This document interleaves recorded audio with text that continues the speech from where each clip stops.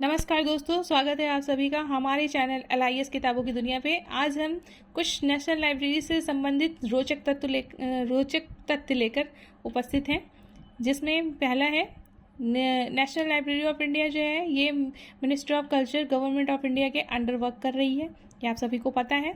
फिर जो national library है ये परमानेंट रिपोजिटरी है बुक्स, न्यूज़पेपर एंड जो भी पीरियडिकल्स हैं जो भारत में पब्लिश होते हैं उनके लिए।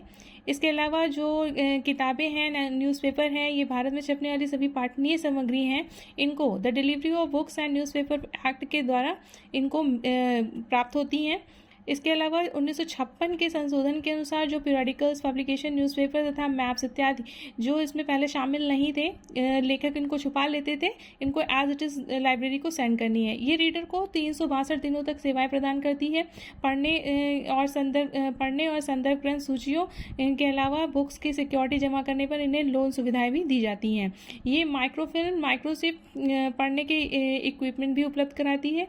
ये अंतर्राष्ट्रीय स्तर के सभी लोन सर्विसेज उपलब्ध कराती है। यहाँ पर लाइब्रेरी एंड लाइब्रेरियन को एडवाइजरी सर्विसेज भी दी जाती है। साथ ही ये लाइब्रेरी एमलिव और विलिव स्टूडेंट को इंटर्नशिप भी प्रदान करता है।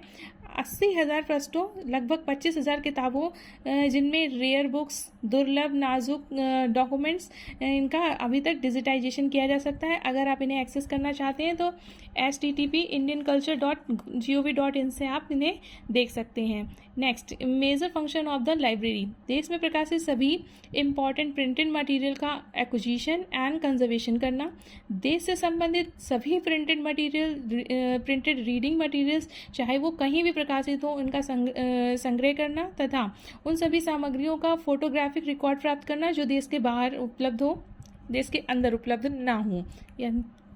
ऐसे मैन्युस्क्रिप्ट्स का अधिग्रहण और संरक्षण करना जो देश के महत्व से जुड़े हों। विदेशों में छापी जाने वाली देश के लिए आवश्यक उन सामग्रियों को नियोजित तरीके से अधिग्रहण करना। इसके अलावा सामान्य और विशिष्ट दोनों प्रकार की ग्रंथ सूची तथा रिट्रोस्पेक्टिव एंड डॉक्यूमेंटेशन सर्विसेज प्रदान करना। साथ ही रेफरल केंद्र के रूप में कार्य करना, जिसमें ग्रंथ सूची से जुड़ी सभी गतिविधियां एवं स्रोतों की पूर्ण जानकारी शामिल हो।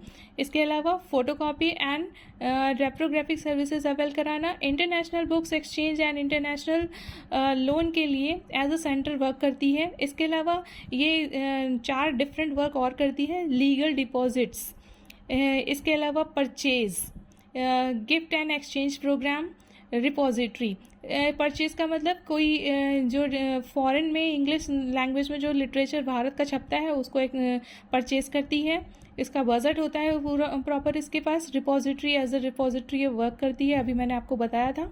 इसके अलावा गिफ्ट एंड एक्सचेंज प्रोग्राम भी करती है। Thank you for watching video.